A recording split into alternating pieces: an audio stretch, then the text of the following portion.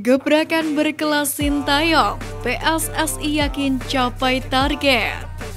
Seperti yang kita ketahui bahwa Timnas Indonesia tengah disibukkan dengan sejumlah agenda padat.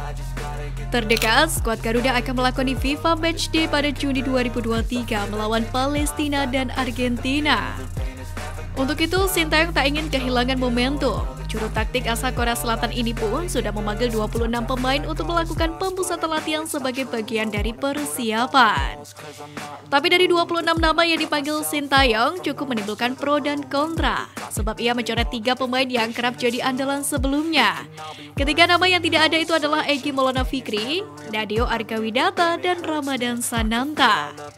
Padahal penyerang PSM Makassar itu jadi sorotan karena gacor di SEA Games 2023 bersama dengan Timnas Indonesia U22. Namun kemungkinan yang pasti adalah beberapa pemain yang tampil bagus saat SEA Games 2023 kemarin akan tetap berada di Timnas U23 Indonesia asuhan Indra Syafri, sehingga mereka tidak dipanggil ke skuad racikan Sintayong. Termasuk diantaranya adalah Sananta, Fajar Faturrahman, Ananda Rehan, Alfeandra Dewangga, dan Muhammad Ferrari. Hal ini pun sebelumnya juga telah diterangkan oleh Erick Thohir. Saya sudah berbicara dengan mereka berdua, Indra dan Sintayong, dari hati ke hati, dan kita ini harus kompak terus, kata Ketum PSSI Erick Thohir. Dalam pemanggilan ini, Sintayong juga memasukkan sejumlah pemain naturalisasi dalam skuad Timnas Indonesia. Sebut saja Zain Patinama, Ivar Jenner, Rafael Struijk, hingga Sandy Walsh. Sintayong tentu menatap serius FIFA Matchday kali ini. Pasalnya hal ini juga sekaligus menjadi kesempatan untuk juru racik asal Korea Selatan tersebut untuk menyiapkan skuad terbaik untuk kualifikasi Piala Dunia 2026, yakni pada Oktober dan November, sekaligus juga persiapan Piala Asia. Apalagi PSSI menyatakan perpanjangan kontrak Sintayong bersama skuad Garuda tergantung pada target yang diberikan kepada pelatih asal Korea Selatan itu. Tapi kita harus fair, makanya dikasih objektivitas, mereka dikasih target. Kalau targetnya tercapai, ya terusin kontraknya. Jangan nggak diterusin dong, sudah tercapai kok nggak diterusin. Harus diterusin kalau sudah tercapai, ujar Arya. Arya Sinulinga pun meyakini Sintayong mampu untuk mencapai target yang dibebankan kepadanya. Namun begitu, dia masih bungkam soal apa target yang dibebankan tersebut. Sebab Arya menuturkan bahwa detail target itu sudah dibicarakan antara Ketua Umum PSSI Erick Thohir dengan Sintayong. Yang jelas, itu juga disesuaikan dengan situasi Timnas Indonesia saat ini. Jelang FIFA Matchday, Jordi Amat tunjukkan kelasnya bersama JDT. Jelang FIFA Matchday, Jordi Amat seakan menunjukkan bahwa dirinya berada pada top performa.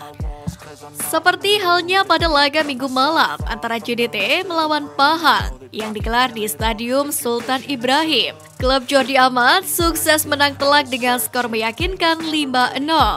Dan yang menjadi istimewa dari kelima gol tersebut, Papa Jordi pun ikut menuliskan namanya di papan skor, di mana ia mencetak gol kedua untuk JDT tepatnya di menit ke-38. Berawal dari umpan silang dikirimkan dari sisi kiri lapangan. Karena terlalu tinggi, tak ada yang menyambar bola. Hingga akhirnya Shane Lowry menundukkan bola, memantulkannya ke tanah dan jatuh ke dada Jordi Amat. Dengan tenang, punggawa Timnas Indonesia tersebut mengontrol bola sebelum akhirnya melesakkan tendangan keras di depan mulut gawang yang tak mampu dibendung oleh kiper dan bek penang. Hasil pertandingan ini pun membawa JDT memperlebar keunggulan menjadi 2-0 dan bertahan hingga turun minum. Kemudian babak kedua, JDT menambah keunggulan 3 gol dan skor pun menjadi 5-0 pada laga tersebut. Tentu pertandingan ini bisa menjadi pemanasan bagi Jordi sebelum akhirnya bertemu dengan Lionel Messi pada laga FIFA Matchday Juni nanti. Jordi Amat sendiri merupakan sosok yang sangat diandalkan saat ini di skuad Garuda. Di lapangan, Sintayong kerap mengandalkan kemampuan Jordi dalam menyuplai umpan. Pengalaman di Eropa pun menjawab skill akurasi passing dari Jordi yang ciamik. Sebagai seorang bek, Jordi juga menjadi tembok yang sulit ditembus. Terobosan Erick Thohir wujudkan target blueprint PSSI. Sejak terpilihnya kepengurusan baru PSSI di bawah komando Erick Thohir, Federasi Sepak Bola Indonesia itu terus membuat langkah-langkah konkret demi memajukan Timnas Indonesia. Terbaru disampaikan Ketum PSSI Erick Thohir usai kongres biasa yang digelar di Hotel Intercontinental Pondok Indah, Jakarta pada Minggu kemarin. bahwa PSSI akan meniru langkah Jepang untuk membentuk PT atau perseroan terbatas untuk meningkatkan aspek komersil sepak bola Indonesia. Sebab menurutnya butuh pemasukan yang besar untuk meningkatkan prestasi sepak bola tanah air. Berkaca dari Jepang, Erik pun menyebut pemasukan Federasi Sepak Bola mereka atau JFA untuk tim Samurai Biru berada di angka 200 juta dolar Amerika Serikat atau setara dengan 3 triliun rupiah. Hal itulah yang ingin ditiru oleh PSSI untuk meningkatkan ekonomi federasi dalam membangun timnas Indonesia yang kuat. Nantinya pemasukan PT bentukan PSSI akan disalurkan untuk biaya pembinaan merata di daerah-daerah. Dengan begitu diharapkan timnas Indonesia mendapatkan pasokan talenta-talenta berharga dari penjuru tanah air. Selain rencana pembentukan PT, pria yang juga menjabat sebagai Menteri BUMN itu juga sudah membuat blueprint PSSI sebelum resmi dilantik. Mantan Presiden Inter Milan itu bahkan telah mempresentasikan blueprint tersebut kepada FIFA seusai Indonesia batal menjadi tuan rumah Piala Dunia U20 beberapa waktu lalu. Erick Thohir pun menjelaskan secara gamblang bahwa dalam Kongres Biasa PSSI 2023 itu, sebuah delegasi mendapatkan blueprint itu, di mana PSSI menargetkan Indonesia bisa berada di peringkat 45 pada tahun 2045 mendatang. Erick pun mengatakan target ini sebenarnya tak muluk-muluk dan dinilai realistis karena sepak bola Indonesia memang mulai dibenahi dari sekarang.